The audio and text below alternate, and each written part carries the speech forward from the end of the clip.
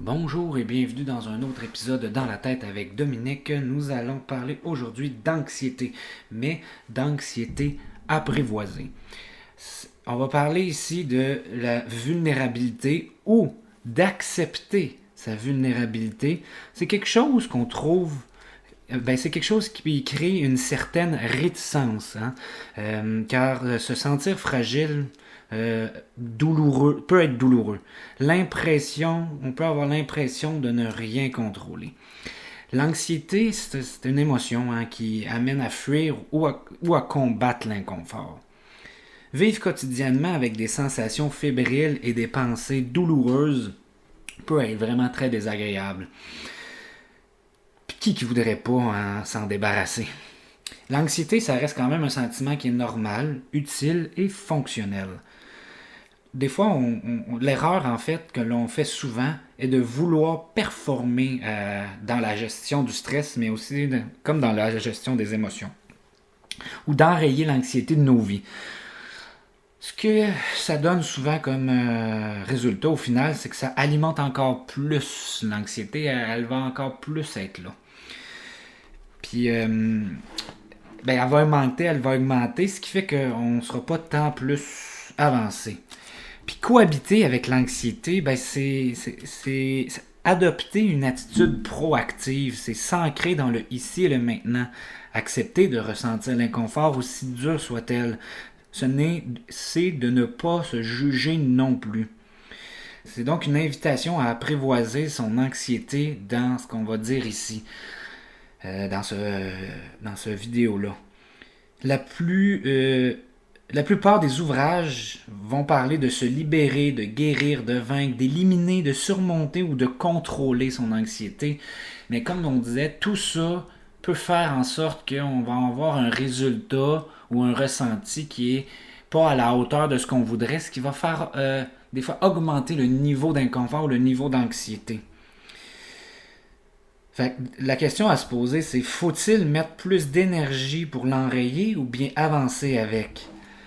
Comme on peut dire, c'est agrandir sa zone de confort, prendre des risques. Ici, la zone de confort, on va en parler un peu plus loin, mais elle est importante à garder en tête, cette fonction-là. Vous vous demandez peut-être, aussi il faut s'analyser, hein, fait qu'on se demande peut-être, cette analyse est-elle vraiment nécessaire? Pourquoi consacrer du temps à démêler notre mécanique interne? Parce qu'on va justement aller vers comment ça fonctionne à l'intérieur de nous. Ce sont des questions qui sont pertinentes quand même. D'entrée de jeu, nous attirons notre attention souvent sur la distinction entre l'analyse, se regarder, et la suranalyse. L'analyse, c'est un temps d'arrêt pour s'observer et nommer ce qui se passe à l'intérieur de soi. C'est tout. Tandis que la suranalyse, que ça crée des inconforts, ne sera quant à être d'aucune utilité, parce qu'au risque de devenir un facteur qui va augmenter le malaise. Parce que la suranalyse, c'est qu'on va essayer de chercher des causes à absolument tout, puis on va essayer de comprendre avant même de ressentir. Puis ça, je l'ai fait souvent en consultation, le nommer, mais je le nomme aussi à n'importe qui, là, que il est plus important avant d'accepter l'émotion puis de laisser passer avant d'essayer de comprendre. Parce que des fois, le temps va nous faire comprendre quelque chose au lieu de simplement toujours analyser puis toujours aller le plus dans la cognition possible. Puis parfois, pour s'aider à seulement laisser les choses, à l'émotion aller et l'accepter, lorsqu'une émotion vient, dans notre cerveau, il y a une section qu'on appelle l'amygdale qui s'active. Puis là, l'amygdale, elle est considérée comme le siège des émotions, hein. Fait que ça s'enclenche instantanément. L'action de s'arrêter pour mettre des mots sur notre ressenti émotionnel a pour effet d'activer le cortex préfrontal du cerveau, ce qui est en avant. Donc, le siège du raisonnement. Cette activation vient pour sa part freiner l'activité de l'amygdale et provoquer du même coup une légère diminution de notre réaction physiologique. En d'autres mots, nommer ce qu'on ressent non seulement permet de clarifier ce que l'on vit, mais procure également un certain soulagement des symptômes physiques. L'émotion ne va pas disparaître, mais elle va s'atténuer légèrement. C'est que ça va nous aider quand même un peu à, à diminuer l'intensité de l'émotion. On va revenir un peu plus tard aussi sur les techniques, mais pas les techniques, là, mais tu sais, les stratégies pour justement faire diminuer l'intensité. Puis là, ce qui va être important ici, c'est que l'anxiété ne va pas disparaître parce que on apprend à vivre avec ou on apprend plein de stratégies. Puis ce qui va être important aussi à considérer, c'est qu'il ne faudra pas voir le résultat de tout ça, mais plutôt le processus dans lequel on est. Mais ça, on va y revenir plus tard. Avant de commencer sur les mécanismes internes, puis par la suite, on va aller vers les stratégies qui sont... ça ne sera pas des techniques à faire tant que ça va être des stratégies que tout le monde a essayé dans sa vie, mais je le répète souvent, c'est pas en le faisant une ou deux fois que ça va devenir quelque chose de bon, c'est quand on le fait constamment puis on n'arrête pas. Puis surtout, on se pratique dans des moments où on a le niveau d'émotion est bas. Mais là, on va y aller avec des mythes, souvent. Le premier mythe, c'est qu'il existe des émotions positives et des émotions négatives. Puis là, ici, ce qui est important à savoir, c'est que c'est pas vrai qu'il y a des émotions positives et négatives. On va penser que la joie, c'est positif, puis souvent, tout le reste, ça va être négatif. Peur, tristesse, colère, là. Mais c'est pas vrai, parce que tout... Dans un autre podcast qu'on avait fait, j'avais parlé des émotions. Il faut garder en tête que les émotions, c'est quelque chose, c'est un messager, ça l'aide à quelque chose. Puis ici, ben, la peur, le stress, l'angoisse, l'anxiété peut, à une certaine façon, mais ça on va le voir plus tard, nous aider aussi. Ce n'est pas juste que désagréable, bonne ou mauvaise. Le deuxième mythe, c'est ressentir de l'anxiété, c'est pas normal. C'est faux, c'est complètement faux. L'anxiété, c'est normal. Ça sert à quelque chose. L'anxiété n'a rien à voir avec une compétence, l'intelligence ou la capacité ou la force de caractère. C'est quelque chose que tout le monde vit, puis c'est quelque chose qui arrive de manière quand même assez rapide, là, puis inattendue des fois. Mais c'est quelque chose qui est normal. Le troisième mythe, l'anxiété va persister et ne partira pas. Ce qui est complètement faux. L'anxiété fait partie un petit peu des émotions, dépendamment que si on a un diagnostic d'un trouble ou pas. Quand on n'a pas de diagnostic, ben, ça va pas perdurer dans le temps. Ça va finir par s'atténuer. Ça veut pas dire qu'après 5 minutes, ça s'atténue. Ça peut prendre quelques jours, des fois quelques semaines, dépendamment de la situation qu'on est en train de vivre. Donc, ce qui est important de savoir, c'est que ça finit par partir. Puis, ça se peut qu'au début, ça soit très intense, puis avec le temps, ben, ça va diminuer l'intensité. Puis, plus on va vivre des situations anxiogènes, puis on va se pratiquer, ou on va utiliser des stratégies qu'on va voir plus tard, ben, ça se peut que ça soit des fois de moins en moins intense à chaque fois que l'anxiété fait son apparition, ou ça va durer moins longtemps. Le quatrième mythe, il faut contrôler son anxiété pour fonctionner.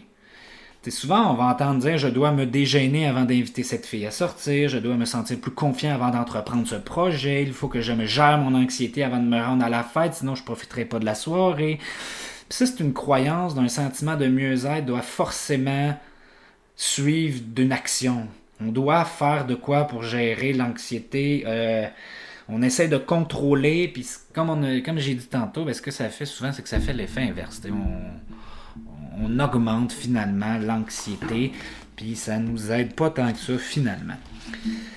On va passer maintenant à comprendre notre mécanisme interne. L'inconfort émotionnel se présente souvent de façon inattendue et ambiguë. Ce qui veut dire qu'on ne sait pas trop pourquoi on sent ça, c'est là, mais on comprend pas, on a des fois 2-3 émotions. Mais ça indique quelque chose qui ne va pas, ça c'est sûr. Il y a quelque chose qui ne marche pas. Fait que là, en premier lieu, il y a ce qu'on appelle les sensations physiques qui sont des fois plus faciles à observer. Il va y avoir les émotions, eux, qui sont moins faciles car plus complexes et parfois plusieurs se mêlent ensemble. On a des pensées et des comportements. Ça, c'est Puis ce qui est important de savoir dans cette mécanique-là, sensation, physique, émotion, pensée, comportement, c'est qu'il n'y en a pas une plus importante que l'autre et ce n'est pas non plus un chemin linéaire. Chaque sphère ici va s'inter-influencer, ce qui veut dire que je peux vivre de l'anxiété, mais je vais le ressentir par mes sensations physiques en premier, et là ça va me déclencher des pensées, et mes pensées vont déclencher des émotions, et ceci va me faire un comportement. Ce qui est important ici, c'est qu'un comportement, ça peut être ne rien faire aussi, c'est se comporter.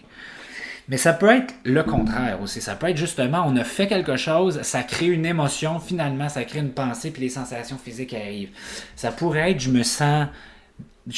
j'ai peur de quelque chose ou je me sens triste, et ceci me fait naître des pensées, et ceci me fait comporter, etc.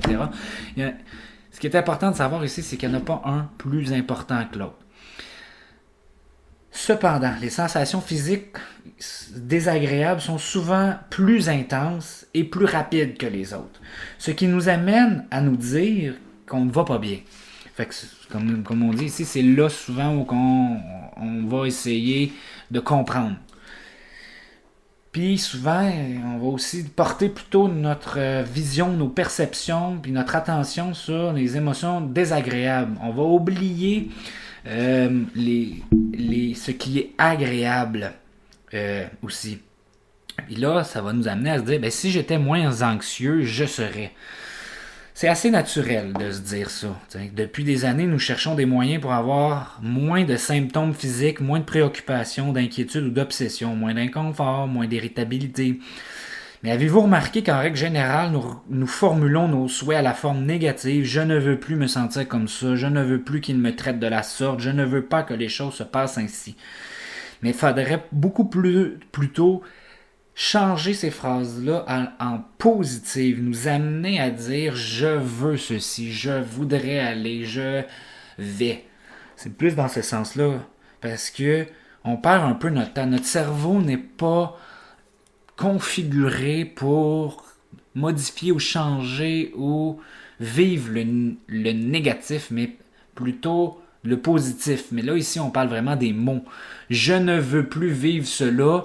Ça va nous amener nulle part, en fait, parce que ça nous amène pas à, justement, savoir qu'est-ce qu'on veut changer. Parce que tout ce qu'on dit, c'est « je veux plus ça ». Mais si on ne sait pas ce qu'on veut, ou si on ne sait pas vers où qu'on veut aller, ça nous amène vraiment nulle part. Ce qui fait qu'on va continuer de vivre des choses qui sont désagréables parce qu'on ne sait pas trop ce qu'on veut vivre finalement. Et c'est ça qu'on va voir un peu plus loin. Avez-vous une idée de ce qui remplacerait les inquiétudes, l'inconfort émotionnel, les symptômes somatiques dans votre vie? Vous aimeriez vous montrer plus courageux, audacieux, serein.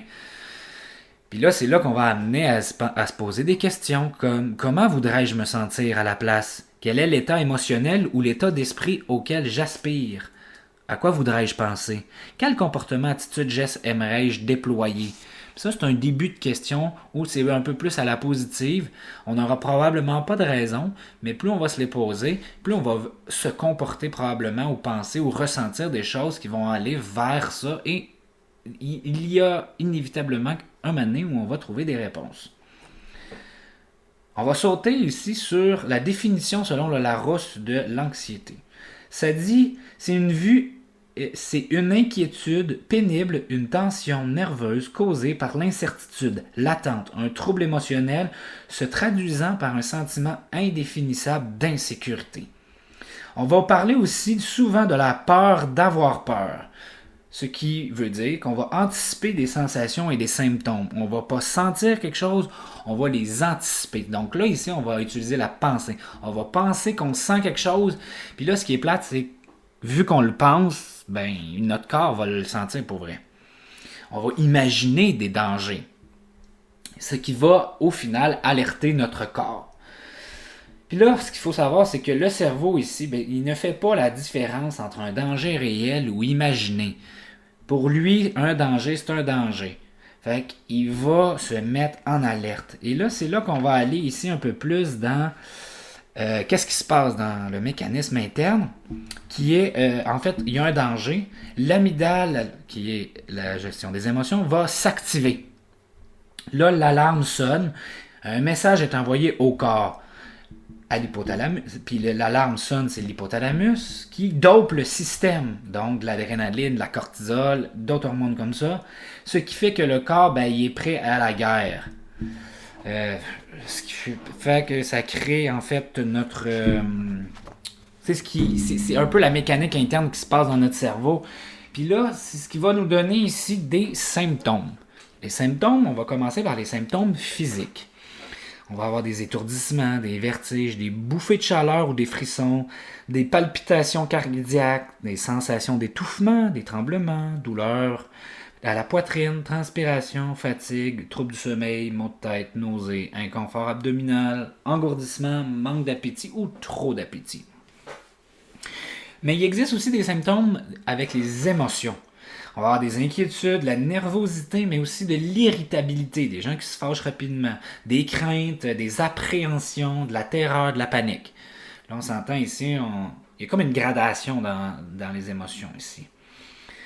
Il va aussi y avoir des symptômes cognitifs, donc ici la pensée, des difficultés de concentration, des peurs de mourir, des sensations d'irréalité, des pertes de contrôle, des impressions de devenir fou. Là, ici, les peurs de mourir, des sensations d'irréalité, les impressions de devenir fou, on s'entend ici que l'intensité est quand même assez forte.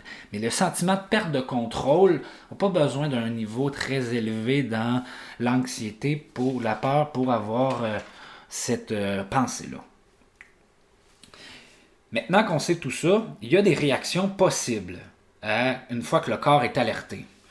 Puis qu'on sent un peu ces sensations-là. Comme on veut un peu pas sentir ça, ben la réaction possible, la plus fréquente, la fuite, l'évitement. On va trouver des stratégies d'adaptation. Des fois, ils peuvent être bonnes, ils peuvent nous aider, mais des fois, ils peuvent simplement nous aider à encore plus fuir ou éviter. Et là, je n'énumérerai pas ici toutes les stratégies d'adaptation qui existent. Il y en existe plein. Puis chacun va un peu les mettre à sa personnalité ou ils peuvent changer aussi dans le temps. Fait que là, ici, je ne ferai pas une liste. Mais aussi, on peut développer ce qu'on appelle des planifications méticuleuses. On va vraiment beaucoup trop planifier pour être sûr qu'on arrive. On va remplir des agendas, on va savoir par quel chemin passer, on va...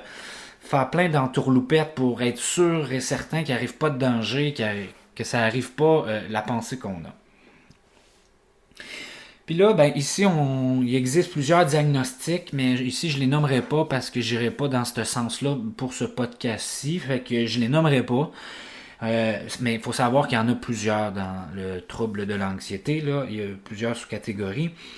Mais il existe aussi des termes comme le FOMO, le Fear of Missing Out, la peur de manquer quelque chose, la peur de ne pas vivre quelque chose. T'sais. Il faut tout savoir, il faut tout vivre, il faut tout... On peut avoir aussi l'espèce d'urgence de vivre, la peur de ne pas assez vivre. Ça, j'ai déjà entendu ça. On peut ajouter ici l'éco-anxiété, que je ne parlerai pas non plus.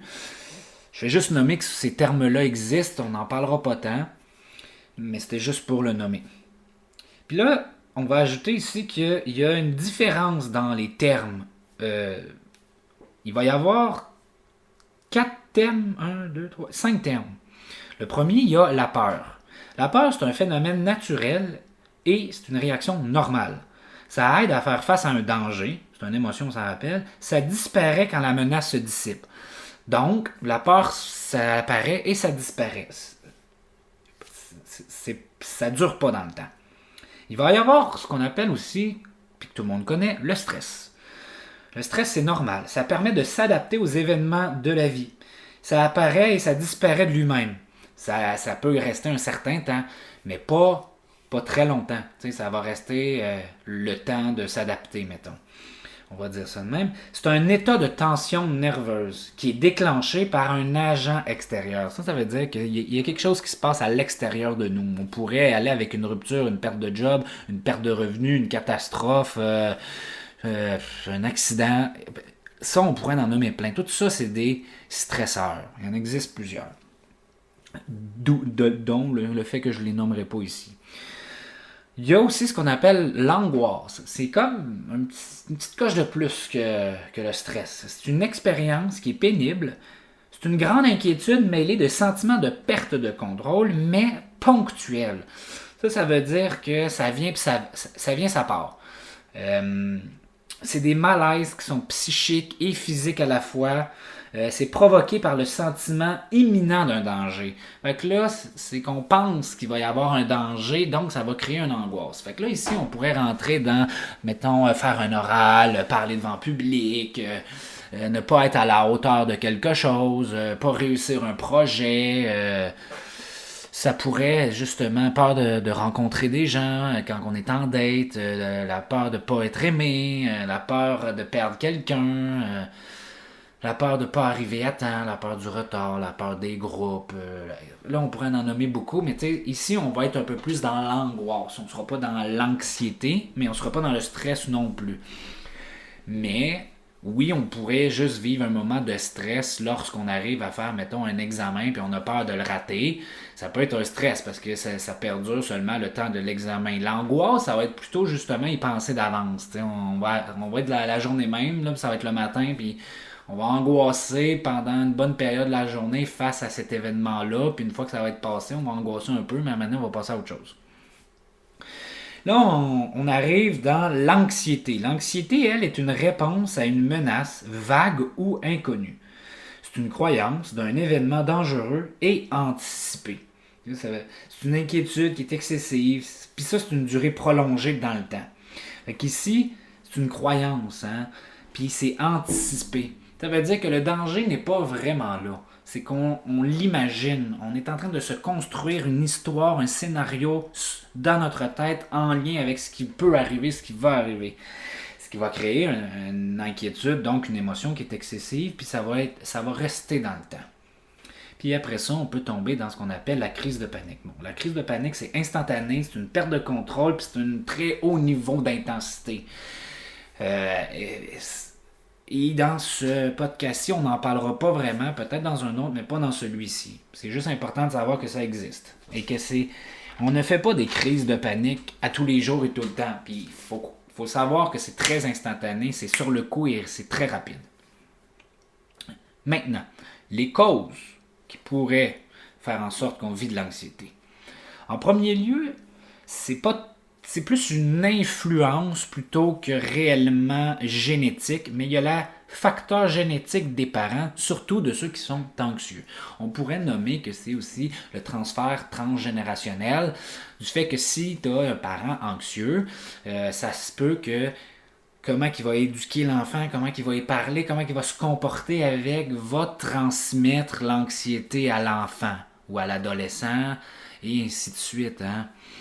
Mais ça ne veut pas nécessairement dire que parce que le parent est anxieux que l'enfant va le devenir. C'est juste un facteur qui est qui influence. On a des conditions médicales aussi. C'est un déséquilibre chimique dans le cerveau. Ici, on n'en parlera pas non plus, pas dans ce podcast-ci. Un déséquilibre chimique, ça voudra dire qu'on va aller vers le trouble, justement. Ça peut être suite à un événement traumatique, parce qu'il y a des gens qui peuvent développer un trouble de choc post-trauma, mais ça ne veut pas nécessairement dire qu'ils vont le faire. Donc, suite à un événement traumatique, on peut tomber dans de l'anxiété. Il y a le tempérament qui joue, l'estime de soi, la capacité d'adaptation. Tout ça va créer des émotions, des pensées. Quand on a une faible estime de soi, une capacité d'adaptation plus lente, ça se peut qu'on vive plus d'anxiété, de peur, de stress que quelqu'un qui peut avoir une capacité d'adaptation plus rapide. Il y a la consommation de café qui rend plus nerveux, l'alcool et la drogue. Tout ça peut faire vivre des émotions d'anxiété. Là, ici, on va ajouter les écrans. Et c'est là que je rentre dans un autre podcast qu'on pourrait faire, mais que je vais en parler quand même un peu ici. Les écrans, on se rend compte de plus en plus que c'est un peu comme une drogue dans un certain sens parce qu'ils ont été capables de aller voir avec des trucs IRM ce qui se passe dans le cerveau avec des écrans et ça crée ce qu'on appelle beaucoup de dopamine en très peu de temps. Je vais un peu caricaturer ici. C'est tu regardes ton téléphone, tu checkes des reels, comme on appelle, tu checkes plein de photos, plein de trucs, et ça va te donner un shoot d'adrénaline instantané. Le problème, c'est que ici, dès que tu enlèves l'écran, ça va faire descendre ta dopamine très rapidement. Fait que ça se peut que tu vives des malaises que t'es pas bien. Fait que c'est là qui devient un peu dangereux. Là, ce qu'il faut prendre ici, c'est qu'il faut faire attention aussi. Ce n'est pas tous les écrans. Si tu travailles, oui, les écrans, c'est pas très bon pour ton cerveau, tes yeux, puis tout. Si tu restes trop longtemps devant un écran, mais quand tu travailles, il y a quelque chose de différent qui se passe aussi. Ce n'est pas le même objectif que tu as.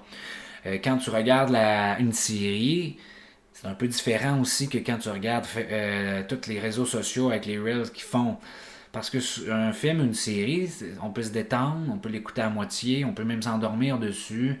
On peut même l'écouter avec quelqu'un, le partager, fait qu'on peut en parler. Écouter des vidéos souvent sur notre téléphone, l'intention première souvent c'est d'éviter de vivre des émotions ou de l'ennui ou une perte de temps ou justement de l'irritabilité, de l'impatience. On s'en rend pas toujours compte, mais c'est un peu ça le but. Tu sais, puis des fois, c'est de passer le temps. Mais quand on l'écoute trop souvent, ben c'est ça crée beaucoup de dopamine. Là, on passe aux médias. Là, on parle ici des médias en général. C'est tous les médias d'information. Mais beaucoup plus en lien avec tout ce qui va mal. Puis là, je donne un exemple ici. Avant, j'allais chez des gens les aider pour une raison spécifique et ce qu'ils écoutaient la plupart du temps, c'était TVA Nouvelles. Mais à longueur de journée, ils sortaient pas de chez eux, les gens, pour multiples raisons. Mais c'était leur source de divertissement premier. C'était TVA Nouvelles. Puis TVA Nouvelles, ben c'est plate, là, mais c'est souvent juste des mauvaises nouvelles. Fait que ça créait plus d'anxiété. Puis c'est là que je peux amener l'éco-anxiété. Moi, je connais plein de gens qui ont leur façon de gérer leur anxiété face à l'écologie, à l'environnement, ben, comme on a dit tantôt, il y en a qui vont se mettre beaucoup en action pour faire en sorte d'améliorer les choses, mais t'en as aussi qui vont juste nier, être dans le déni, se fermer les yeux, ils ne veulent pas avoir d'informations là-dessus parce que ça les rend beaucoup trop anxieux de savoir qu'il y a des problèmes. Ça a été la même chose pour des politiques, mettons, américaines. Ben c'est beaucoup trop anxiogène, je veux pas savoir ce qui se passe. Donc ici, la personne est plutôt en mode fuite. Fait que c'est tout ce qui va mal. On ajoute ici, après ça, les réseaux sociaux. Ici, on tombe dans la comparaison de la vie des autres. C'est aussi un sentiment du désir d'être, d'exister aux yeux des autres, de vouloir être meilleur, de ne pas vivre le moment présent. C'est ce qui peut enclencher de l'anxiété, mais on ajoute ici toutes les notifications de notre téléphone. Tu sais, ça fait bip, on pense que c'est quelque chose d'important, mais le trois quarts du temps, c'est quelque chose qui ne l'est pas. Mais ça nous amène quand même à regarder notre téléphone comme s'il ne fallait pas manquer quelque chose. Donc, ici, on fait le lien avec le FOMO. Fait que ça peut créer de l'anxiété. Le truc rapido presto, c'est enlever les notifications de la plupart de toutes les applications, mis à part le fait que les gens nous appellent, puis les messages, les courriels. Mais tout le reste, souvent, ne sert pas à grand-chose.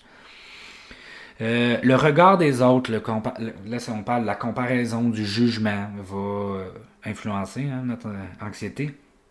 Puis le dernier, c'est ce que nous vivons. Tout ce qui est changement de vie, fin d'études, travail, enfant, rupture, maladie, deuil, accident, voyage, notre revenu, nos projets, etc. Là, tout ça va faire vivre de la peur, du stress, de l'anxiété pour plein de gens. Fait que là, ben, on tombe quand même déjà dans un petit peu comment apprendre à apprivoiser notre anxiété. Puis tu sais, je dirais que la première, c'est de faire des pauses. Puis la pause, c'est une pause d'observation de l'inconfort. On va se poser des questions. La première, ça va être comment je me sens. Quelle émotion semble le mieux décrire mon expérience du moment? La deuxième question, ça va être quelle est la situation? On veut savoir c'est quoi la situation qui me fait vivre ça.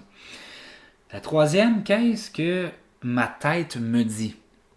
Et la quatrième, qu'est-ce que je fais? Dans ces questions-là, on le voit. La première question, c'est les émotions. La troisième question, c'est les pensées. Et la quatrième, c'est les comportements, les actions. Puis là, quand on se pose ces questions-là, il ne faut pas trop suranalyser. Hein? Il faut juste se poser des questions. Il faut que ça soit le plus spontané possible. Donc, si après 2, 3 minutes, 4 minutes, il n'y a pas de réponses qui viennent, bien, ça veut dire que pour le moment, il n'y a pas de réponse. On arrête, il n'y aura rien à faire de plus. On y reviendra à un autre moment. On se reposera les mêmes questions pour la même situation une autre fois et probablement que peut-être qu'il va y avoir une réponse à un moment donné. Des fois, ça prend du temps. Fait que lors de mon moment d'anxiété, tolérez-vous l'inconfort ou bien vous battez-vous? Vous la combattez en fait. Ça, c'est une question à se poser. Après ça, on se pose la question, cette lutte fonctionne-t-elle? L'autre question, comment voudrais-je me sentir? Puis c'est là que notre façon de percevoir nos relations et ce qui nous entoure va influencer nos ressentis. Et là, c'est toute la construction mentale, les histoires qu'on se raconte face à ce que nous vivons justement, qui va générer de l'anxiété ou pas d'anxiété. C'est comment on les construit, ces scénarios-là, ces histoires-là. Puis souvent, le cerveau n'aime pas ne pas avoir de réponse.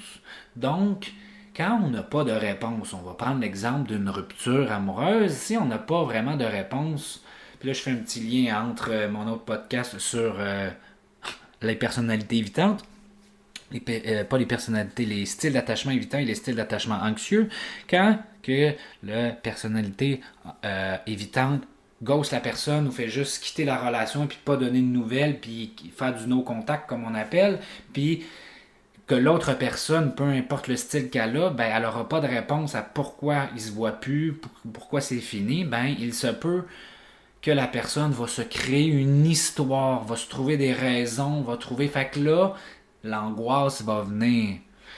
Fait que c'est pour ça que tout ce qui se passe dans notre vie, notre tête va construire quelque chose de cohérent pour donner un sens à ce qui s'est passé.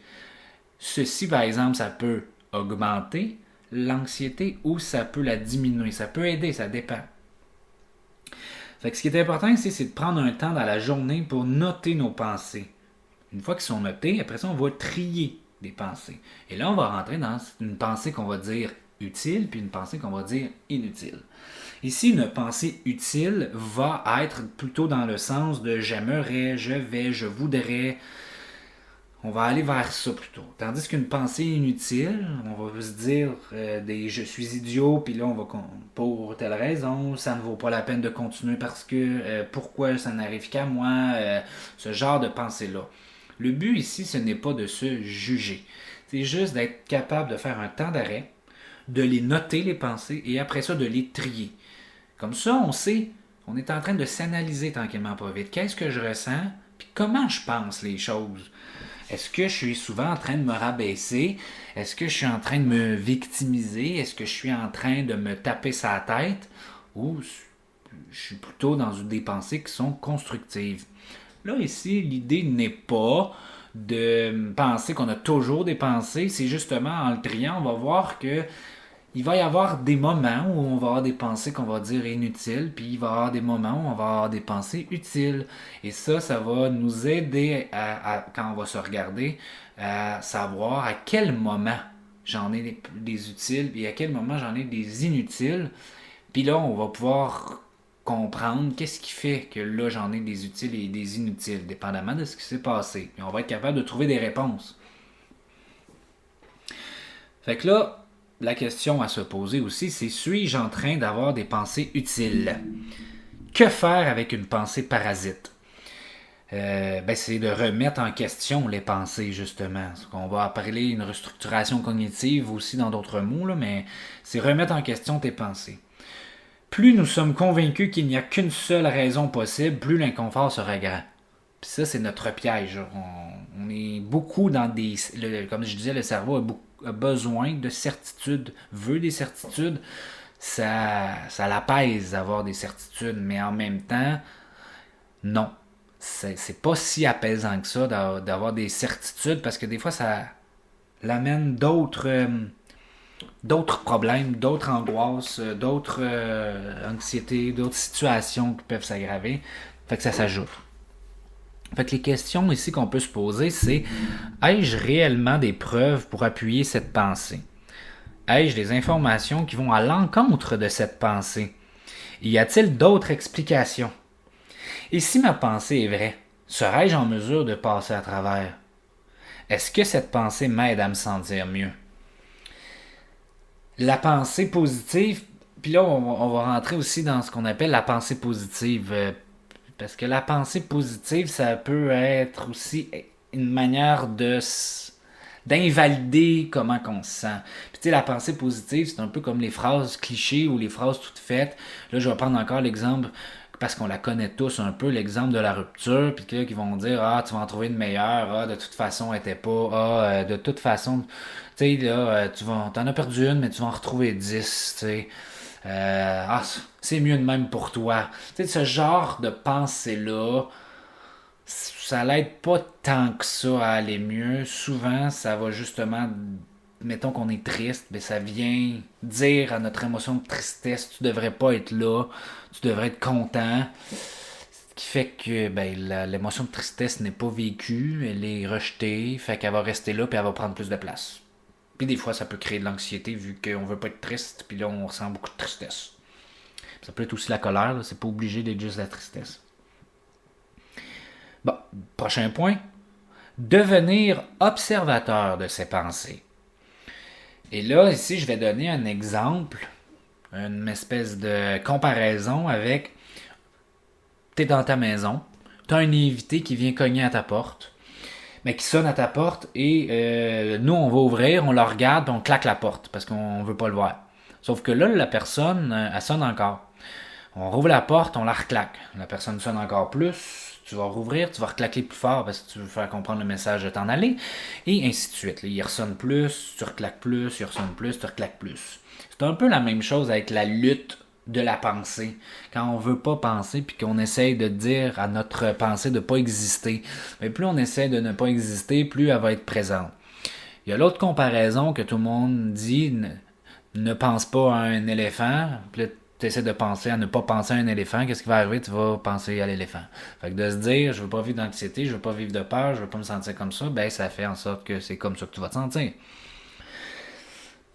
Le truc, c'est de laisser les pensées exister, en fait, mais sans s'y accrocher. Puis là, on peut utiliser plusieurs façons de faire, là. En premier lieu, on peut commencer par se dire, on peut changer les mots. Ah, c'est sûr que c'est de même. Ah, c'est ça que c'est à ça que je pense. Mais ça pourrait être: j'ai la pensée que je n'y arriverai pas. J'ai la pensée que là, il va arriver telle affaire. J'ai la pensée que si. Comme ça, c'est comme si tu créais une forme de détachement entre la personne que tu es et ce que tu penses. J'observe que j'ai la pensée de.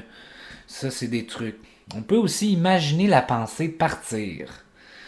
Dans le fond, ça pourrait être une pensée qui est sur un bateau, puis là, elle part sur un avion, s'envole au vent, coule dans le fond de l'eau, va dans l'espace. Tu peux l'imaginer de toutes sortes de possibles. Moi, des fois, j'ai déjà essayé. Des pensées, des fois, c'est comme... Puis quand t'en as rien qu'une, c'est pas pire, mais quand t'en as plusieurs pensées différentes parce que t'es un petit peu anxieux, des fois je disais, c'est comme si tu regardais plusieurs séries en même temps.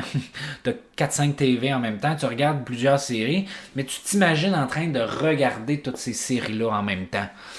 Puis là, tu t'en regardes une, tu fais juste regarder quelques images, tu la laisses continuer de runner la série, puis après ça, tu t'accroches, tu vas en regarder une autre, puis en regarder une autre, mais sur les TV différentes. Fait qu'ils restent là, mais tu les laisses défiler. Ça, c'était une façon que j'avais d'essayer. C'était quand même comique un peu que ça pouvait donner. Puis je donnais cet exemple-là à des adolescents, puis parce qu'ils écoutent beaucoup de séries, hein, fait que, mais nous aussi adultes, là, fait que ça fonctionnait quand même bien. Il peut avoir aussi remplacé les mots. En fait, le pouvoir des mots, ça va être remplacer les mais par des et. Parce que les mais, c'est une forme d'opposition. Je veux ça, mais je peux pas. Je veux, mais... Fait que c'est comme si tu te disais à toi-même que tu y arriveras pas, fait que ça ne donnera rien. Tandis qu'on peut dire et. je veux ça et je vais faire telle affaire, je veux et il y aura, blablabla. Je n'ai pas d'exemple concret à donner, mais le et va créer une forme d'acceptation, ça va créer le lien entre deux choses à la fois, au lieu d'être en opposition. Le prochain point, ça va être mieux vivre l'incertitude au quotidien. Et là, l'incertitude, il y a 3 ingrédients. La nouveauté, l'ambiguïté puis quelque chose de flou, et l'imprévisibilité. Et là, je vais faire un petit lien ici, très, en lien avec les podcasts sur mes styles d'attachement, là. Mais tu sais, quand tu es dans une relation où que c'est flou, on peut vivre avec ça un certain temps, mais ça ne dure pas dans le temps. Ça finit par créer de l'anxiété, même pour quelqu'un qui va dire c'est correct de vivre dans l'ambiguïté, dans quelque chose de flou, ça me dérange pas. Souvent, ça cache une peur de l'engagement, donc une forme d'anxiété qui peut naître, ce qui va créer inévitablement de l'imprévisibilité, parce qu'on ne sait pas à quoi s'attendre. Donc là, je faisais pour ce lien-là. Ici, ce qu'on va faire, c'est qu'on va reconnaître plusieurs choses. On va reconnaître les manifestations physiques que je vais vous nommer ici, mais c'est un peu comme ceux de tantôt, là, mais ça peut être des agitations, de la fébrilité intérieure, une boule ou des papillons à l'estomac, une pression thoracique, de la chaleur, respiration plus rapide, des tremblements, des symptômes. Le but ici, c'est de reconnaître les symptômes, pas de s'accrocher à elles. On peut les écrire sur un papier. En consultation, souvent, j'ai des outils où on les travaille ensemble sur l'observation de ses pensées, de ses émotions et tout ça. Là, je le ferai pas dans le podcast, là. Mais c'est de reconnaître, on peut les écrire. Il faut reconnaître aussi nos manifestations cognitives, donc les pensées. Là, ici, il y a plusieurs familles, mettons. Il y a ne pas être sûr de moi signifie que. Là, on va se dire ça, je suis incompétent, je ne suis pas à la hauteur, je manque de confiance, je ne suis pas prêt à prendre une décision, je ne peux pas aller de l'avant avec. Je n'arriverai pas à fonctionner au quotidien, je suis différent des autres. Ça peut être l'incertitude est dérangeante parce qu'elle m'empêche d'avoir des garanties dans la vie, ne me permet pas d'avoir la tranquillité d'esprit, m'empêche de profiter du moment présent, me paralyse dans mes choix, actions, décisions, me bloque, crée un frein dans ma vie, me génère de l'anxiété et du stress, me fait sentir triste ou vulnérable, crée des obstacles sur ma route, nuit à ma planification, m'empêche d'avoir toute l'information dont j'ai besoin. L'incertitude est frustrante et irritante, est injuste, non méritée, m'empêche d'être heureux. Ça, c'est des manifestations cognitives. Les manifestations comportementales, elles vont se décliner en 2 seulement, parce qu'on pourrait mettre tous les comportements si on veut. Mais ici, il va y avoir 2 sortes de comportements. Des comportements qui vont nous freiner. Ça va être de l'évitement ou ne rien faire. Mais aussi, on peut donner des exemples encore. Je vais faire avec les relations parce que je trouve ça intéressant vu que je viens de sortir ça sur les styles d'attachement. Quelqu'un qui veut reparler à son ex ou quelqu'un qui veut reparler à son ami, à quelqu'un, là, mais ne le fait pas. La clé ici, c'est ne rien faire. Mais ça peut être aussi, le frein évitement, ça pourrait être, je le fais, mais de manière très superficielle, de manière à pas vraiment parler, à pas vouloir voir la personne, ou à garder une forme de carapace qui est un peu, mettons, ça va être beaucoup trop d'humour. Tu sais, l'humour c'est bon, mais quand il y en a trop, des fois, ou tu sais, c'est justement aller parler à quelqu'un quand t'es pas trop prêt à y parler, mais que ça reste ambigu, les intentions c'est pas trop. Fait que là, on est plus dans l'évitement de quelque chose, parce que inévitablement, si ça fait longtemps que t'as pas parlé à quelqu'un, t'auras pas le choix de parler de ce qui s'est passé, mais t'auras pas le choix, tu sais, puis souvent par téléphone, c'est pas toujours le mieux, c'est mieux en vrai, mais ça va être inévitable de parler de ça pour pouvoir débloquer les affaires. Parce que si on le fait pas, ben tu peux toujours essayer de parler à l'autre, mais ça donnera pas les résultats que tu as envie, puis le processus sera pas très bon non plus. Puis il va y avoir les comportements de surréaction. Fait que là, c'est que on va en faire trop. On va vouloir trop analyser, trop, on va boucler nos agendas beaucoup trop, on va surinvestir sur quelque chose ou sur quelqu'un, on va prendre trop de temps, on va être perfectionniste, on va faire beaucoup trop d'actions, on va beaucoup trop se donner, etc.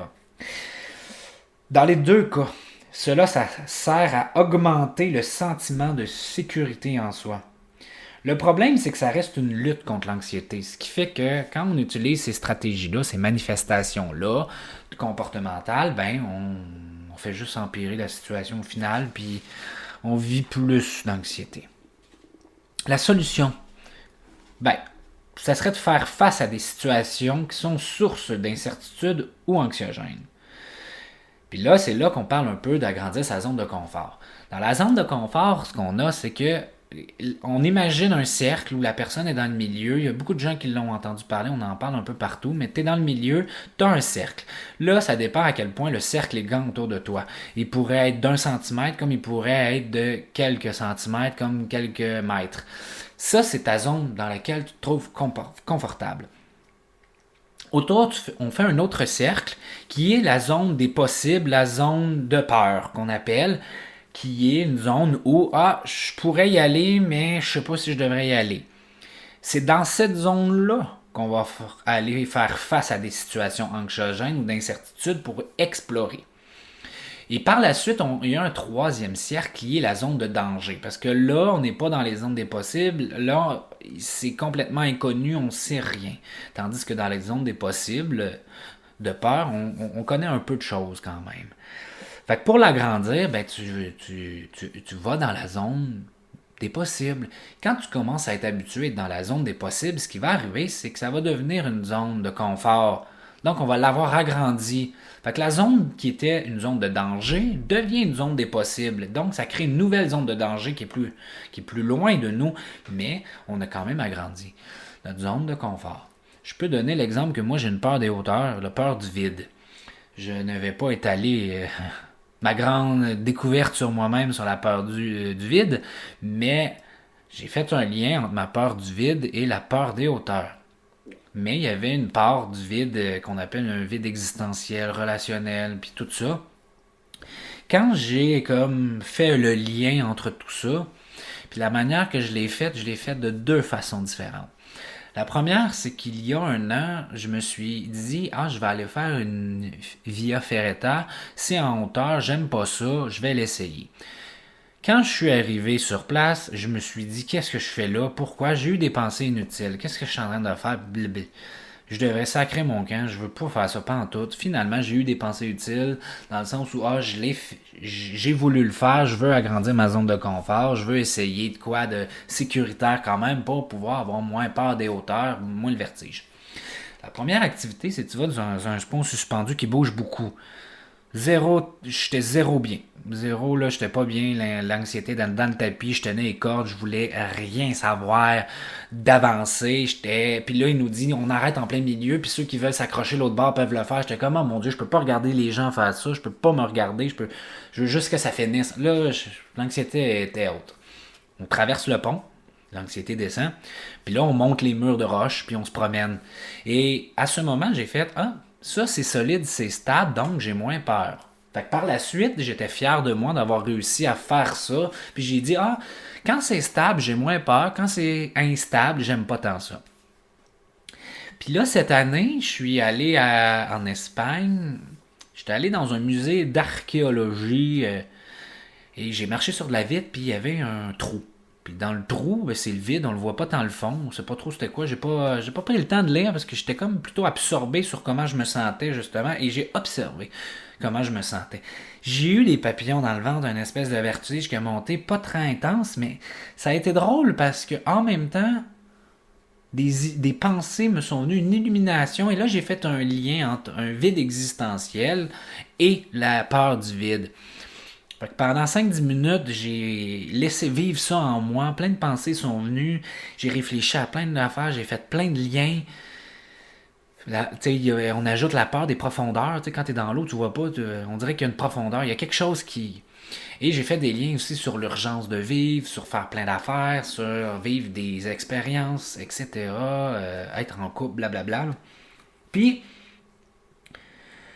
Par la suite, j'ai été dans un canyon, dans d'autres ponts suspendus qui branlent.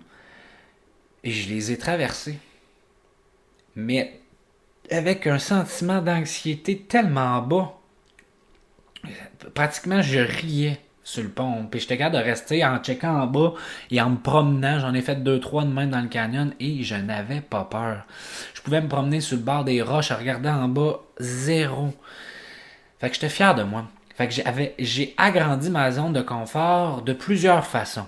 Donc celle des hauteurs, mais celle aussi de la peur existentielle du vide. Ce dont je ne parlerai pas ici, mais j'ai quand même agrandi ma zone de confort pas pire. Puis là, il y a aussi ce qu'on appelle, il y a un outil de tolérance à l'incertitude que j'utilise avec des gens qui est justement, c'est une feuille, t'écris dessus, t'écris la situation, t'écris l'émotion que t'as vécue. Là, ici, c'est la peur, mettons, ou l'anxiété. Puis là, on écrit l'échelle de 1 à 10, mettons, à quel point t'as toléré cette émotion-là. Puis après ça, ben, tu sais, quand tu l'as fait quelques fois, ben là, on fait des retours sur la feuille sur qu'est-ce qui s'est passé, comment tu t'es senti, qu'est-ce qui fait que tu étais à tel chiffre au lieu de tel autre chiffre, puis blablabla, là. Je veux pas trop élaborer là-dessus, mais c'est pour apprendre à vivre avec l'intolérance. On s'en rend compte où on en vit, pourquoi on en vit, puis au final, on est capable aussi de mettre des mots, donc ça diminue. L'exposition graduelle, ce que j'ai dit un peu en exemple avec agrandir la zone de confort, ben, l'exposition graduelle, c'est s'exposer à des situations anxiogènes tranquillement pas vite. Puis il y a accepter de ne pas savoir le résultat en avance. C'est le processus qui est important. Fait que l'étape numéro 1, souvent, c'est de prendre le temps de ralentir ou de s'arrêter. L'étape numéro 2, on observe. Puis l'étape numéro 3, c'est on choisit, on va prendre une décision. Puis c'est important ici d'ajouter que c'est dans les moments difficiles que nous grandissons. Apprendre à découvrir autre chose sur soi. Puis là, par exemple, mettre des limites, exprimer un point de vue, incarner une valeur. Le but n'est pas de réussir, l'échec fait partie du processus. Et là, on entre ici dans le discours intérieur est souvent influencé par la peur de décevoir, de ne pas être à la hauteur ou de ne pas être assez. Fait qu'ici, le discours intérieur est teinté d'autocritique et de jugement sur soi. Ben, ça va créer, comme j'avais dit tantôt, du cortisol et de l'adrénaline. Tandis que si on a un discours intérieur qui est bienveillant, ça va créer de l'ocytocine et de l'endorphine. L'ocytocine, c'est là, j'allais dire le neurotransmetteur, mais c'est l'hormone de bonheur, mais d'amour aussi. On la crée avec des câlins, avec les animaux souvent. Et l'endorphine, c'est celle qui est relaxante, qui est calmante. Fait que de là l'importance des mots et du discours intérieur qui est influencé par notre peur de décevoir, de ne pas être à la hauteur. Fait que tout va dépendre de l'histoire qu'on se construit. Fait que là, il y a un truc qui est ce qu'on appelle aussi l'autocompassion. L'autocompassion, c'est le courage de se tourner vers sa souffrance au lieu de chercher à l'ignorer ou de la fuir. Ça fait partie de la il faut qu'on ait une conscience de cette souffrance-là. En deuxième lieu, il y a une préoccupation à la souffrance. C'est être touché émotionnellement par elle. Il y a le désir d'apporter le soulagement de cette souffrance, le désir. Et là, après ça, c'est l'engagement à alléger la souffrance. Fait qu'ici, faut savoir, elle vient d'où la souffrance, elle est là la souffrance. Après ça, c'est j'accepte cette souffrance, elle est là. Je vis mes émotions à travers elle. Après ça, c'est avoir l'envie. Puis après ça, c'est de s'engager à le faire. L'autocompassion, c'est aussi la capacité de prendre soin de soi. Et prendre soin de soi, c'est 3 composantes. La première, c'est la pleine conscience. La deuxième, c'est l'humanité commune, qui, elle, se décrit comme percevoir la souffrance comme une expérience universelle, humaine et normale. Puis la troisième, c'est la bienveillance. Se traiter avec gentillesse et compréhension. Donc, tout ce qu'on se dit. Fait qu'ici, les petits trucs, là, ça peut être tenir un journal de compassion, justement. Ça va être des mots qu'on va se dire, des phrases qu'on va s'écrire pour soi, quelque chose de positif, des qualités, quelque chose qu'on réussit, tu sais. On va avoir la respiration, on va avoir parlé à un ami, passer du temps seul, des fois ça fait du bien. Puis se dire d'être patient quand il y aura une solution. On peut aussi l'écrire dans notre journal, ou on peut le faire à voix haute. Là. Ça peut être juste comme une manière de s'observer et de non-jugement. Ça va être je vis ça présentement. La souffrance est normale. Tu sais, ça fait un sens, là, excusez-moi, là, ça fait un sens. Et je vis cela présentement, c'est la pleine conscience. La souffrance est normale, c'est l'humanité commune. Et la troisième, se demander ce que nous avons besoin maintenant. Ça peut être des paroles, ça peut être quelque chose. Et là, on est dans le se traiter avec bienveillance. Les solutions peuvent aussi faire, ça c'est plate, mais dans tout ce que je viens de dire, c'est que ça peut aussi faire remonter des émotions qui sont refoulées depuis longtemps. Fait qu'il est important de respecter son rythme. De plus, cela ne fera pas disparaître l'anxiété. Ça va plutôt être un soutien et un moyen de ne pas ajouter plus de souffrance. Ça va être une manière un peu de l'atténuer, mais elle ne va pas disparaître parce qu'on fait de la bienveillance, de l'autocompassion, de l'écriture, etc. Je m'amène à mon avant-dernier point, qui est quand même important, c'est de miser sur les valeurs. Quand tantôt je parlais d'incarner une valeur, ben quand on. Puis là, ça, je le fais souvent avec des gens, d'apprendre à se connaître, c'est quand les valeurs, c'est un guide vers ce en quoi on veut s'en aller. Mais c'est un guide qui reste flexible. On s'enferme pas dans ces valeurs-là. Puis parce que des fois, il peut y avoir des valeurs qui vont s'entrechoquer dans une même situation. Fait que là, c'est pour ça que c'est important de connaître nos valeurs. Parce que quand on ne connaît pas nos valeurs, ben on fait un peu n'importe quoi, n'importe comment, puis ça nous fait vivre des affaires. Mais pour connaître nos valeurs, des fois, il faut vivre des expériences. Tu sais, mais on peut aussi essayer de les découvrir. Là. Fait que la connaissance de soi, l'identification de ses valeurs et les forces personnelles vont favoriser une meilleure gestion de l'anxiété. Puis là, les questions qu'on peut se poser. Qu'est-ce qui est important pour moi aujourd'hui? Quel petit pas suis-je prêt à faire aujourd'hui? Qui ou quoi est important pour moi dans le moment présent? L'action que je m'apprête à faire me permet-elle de me rapprocher de mon objectif? Si j'avais moins peur et que je me laisse guider par mon intuition, quelle action prendrais-je? Puis, ce qui est important aussi, c'est que ces questions-là, puis apprendre à se connaître, ben c'est l'histoire d'une vie. Là. On change aussi à travers le temps. Fait que c'est pour ça que des fois, on revisite un peu ces questions-là. Tandis que les forces personnelles, ben c'est quelque chose qui se déploie naturellement, spontanément, et ce, même dans un contexte difficile. Je vais donner l'exemple, même quand moi je suis très anxieux ou que je vis beaucoup de peine, je suis quand même quelqu'un qui est rempli d'empathie et de bienveillance, même si, mettons, j'ai pas envie de l'être. Malgré la situation, je vais quand même souhaiter le meilleur pour l'autre, même si l'autre me blesse, même si l'autre fait exprès, même si l'autre a aucune idée de ce qu'il est en train de me faire vivre. Je vais quand même être là pour l'autre. Ce n'est pas une valeur pour moi, c'est beaucoup plus justement une force personnelle que j'ai. Est-ce que réellement, moi, ça m'aide au bout du compte? Peut-être que oui, peut-être que non. Parfois, ça m'aide pas, parfois, ça m'aide. Ça dépend, je suis rendu où, mettons, dans mon processus d'émotionnel, dans tout ça.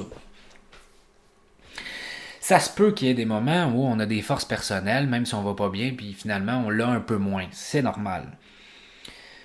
Le problème souvent, c'est qu'on ne les connaît pas, nos valeurs, ni nos forces. Mais une force n'est pas obligée d'être une valeur, et vice-versa. Cependant, une valeur que nous avons, si elle est très éloignée de notre force, ça peut créer de la souffrance. Parce que si on a une valeur et qu'on n'a aucune force personnelle ou aucune action vers ça ou en lien avec la valeur qu'on a, ben ça peut très bien faire en sorte qu'on va souffrir. Je vais donner l'exemple. Je disais que ma force personnelle était l'empathie et la bienveillance quand même envers les autres, même quand je ne vais pas bien. Mais moi, une de mes valeurs, c'est le respect.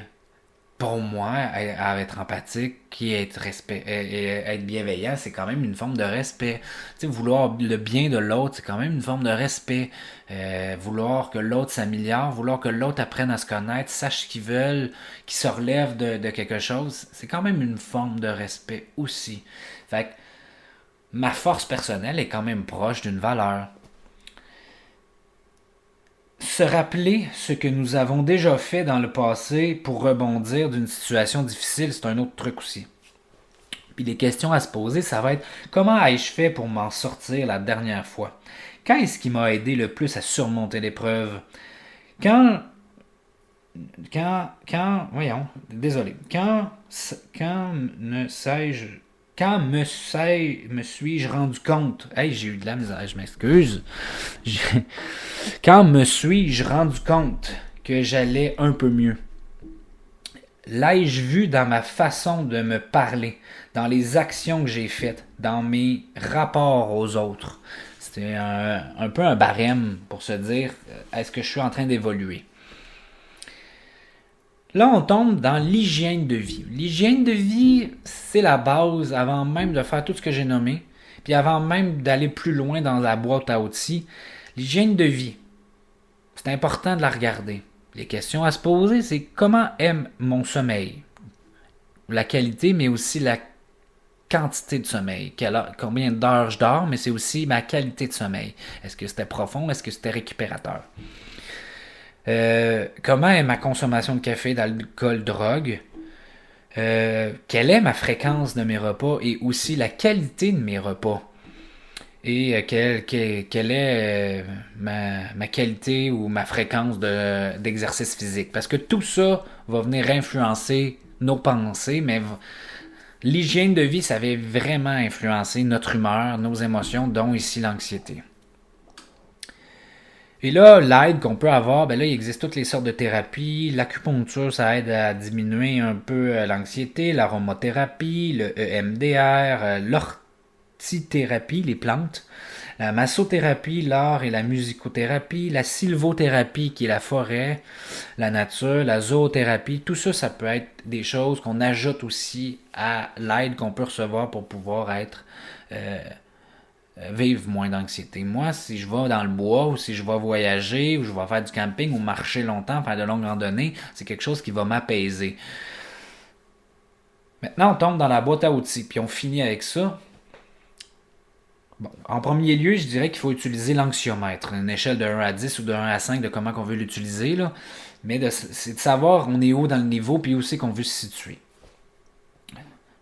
Il y a les respirations, les cohérences cardiaques, la technique du 4-4-8, des 4 secondes inspirées, 4 secondes expirées. Non, 4 secondes inspirées, 4 secondes retenir, 8 secondes expirer, ou on peut le faire d'une autre façon, là. C'est des chiffres, ça peut être 3 secondes dépendamment de notre souffle, ça peut être plus si on a un plus grand souffle. Chanter, c'est quand même pas pire aidant. On est en voiture, là, on chante, ça libère. Faire du karaoké ou être entre amis puis chanter, ça libère des émotions. Soupirer, étrangement. Soupirer, ça aide à extérioriser notre émotion. Partager aussi. On parle de se confier, de nommer nos émotions, de demander de l'aide. Pratiquer des choses. Pratiquer, mettons qu'on a à faire justement un podcast, mais on se pratique avant de dire, on écrit des trucs, faut aller faire une entrevue, on va se pratiquer, faut faire un examen, on va se pratiquer, on va aller à une date, on va se pratiquer à parler, on veut mais tous les trucs que je vous ai dit aussi, c'est tout de la pratique, là. On le fait constamment pour se pratiquer.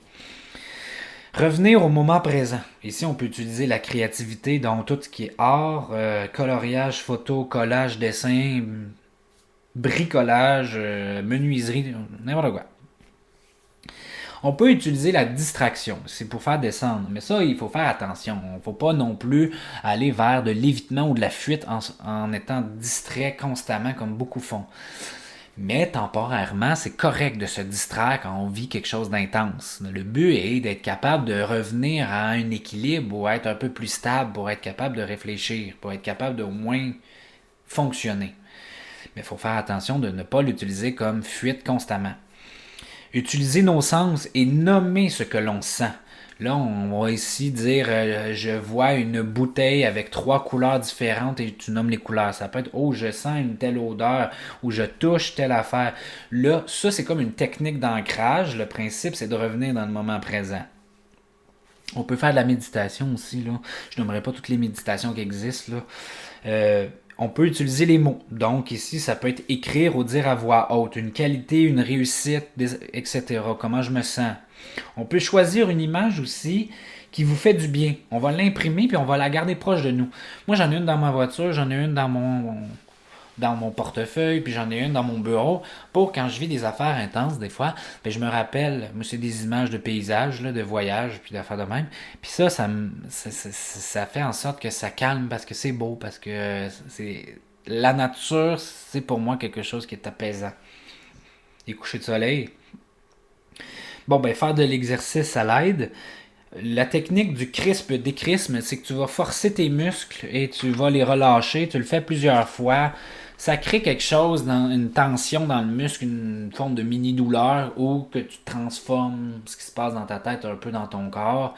On le fait pas trop, là, mais tu sais, c'est quelque chose qui peut aider et ça paraît pas. Fait qu'on peut le faire un peu partout.